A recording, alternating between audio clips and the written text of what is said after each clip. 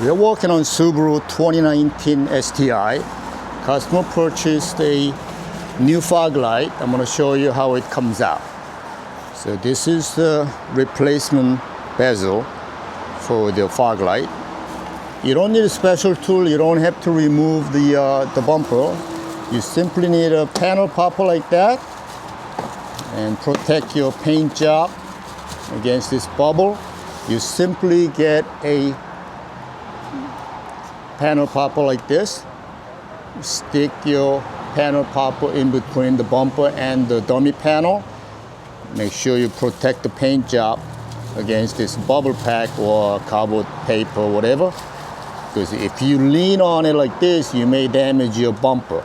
So don't do this.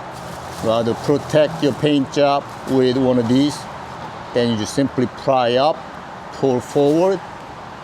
As you can see, this one, it just simply held on with these side clips and bottom clips. It's pressure fitted. You just simply press in the new one. Same way it comes out after you wiring, because the lights get mounted. See these holes right here? It should be, another one is just a side mount, it clips on. Yeah, it probably just slides in. Let's get the new light.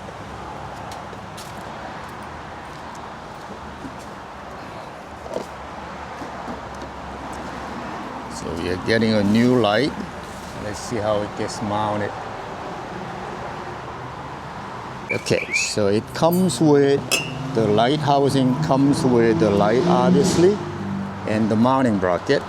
I'm going to show you how this has to be mounted on the light before you put this one in. But basically, on this corner here, it's hard to see. On this corner, there's a cutout, which you slide this one into the hole, like that. You see that little silver thing comes out. Then pop that out. It gets mounted like this. So this side is the only screws bolt actually.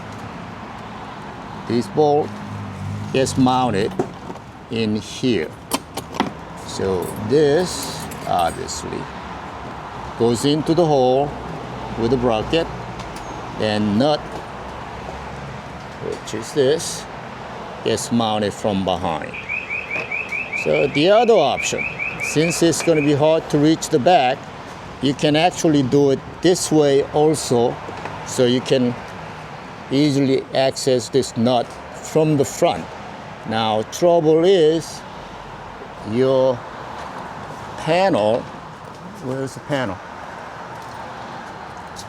This panel, be sure to clear that. It will clear because it's got about an inch space from here. So this bolt, even though it's supposed to be the other way around, like this, then you're gonna have to do it, tighten it from the side to tighten this. But you can cheat it by putting backward and tighten the nut from the front side, which is a lot easier. With the relay harness, very simple. You get the constant power from the battery right here. That's that. No, I'm sorry, the red one. It has a fuse. The black one gets mounted right here. Then relay harness, we're gonna have to bring this inside. We're gonna mount the switch inside. And usually it requires ignition wire. Let's see if this one does.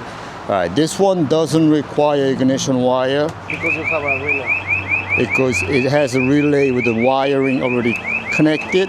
So you can shut this on and off without having key in the ignition. But that's the way this one is. If the customer wants to have this one with the ignition, so it shuts off when you take the key out, you cut this wire, one of the input wire for the switch, hook it up to the ignition, so when you take the key out, it automatically shuts off. But in this case, this one, they want me to just hook it up to the battery direct.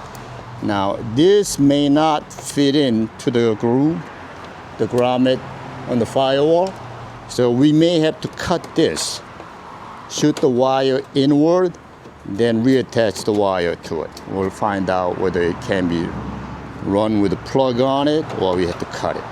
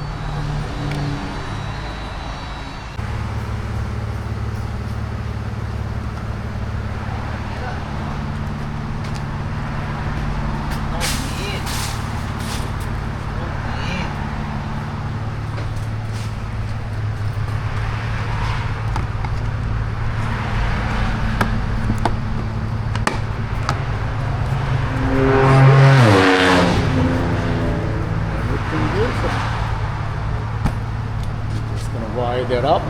That's it. We're gonna cut the other end of it and run it inside and wire that up.